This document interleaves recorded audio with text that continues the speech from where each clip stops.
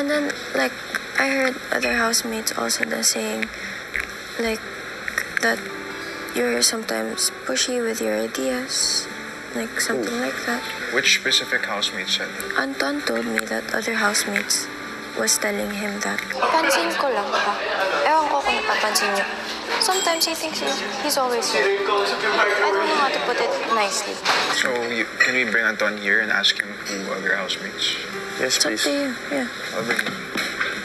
Ilang sandali pa si Anton sumama na sa usapan. Yung mga ibang housemates daw, sabi nila na si Inigo, pushy siya sa mga ideas. At kiniklaim niya na ikaw yung nagsabi sa kanya. While we were washing dishes. Sino yung mga housemates na nagsabi na pushy ako so that I can ask them? That's not the exact words that Okay, so- Anton said. Bro, it's all assumptions.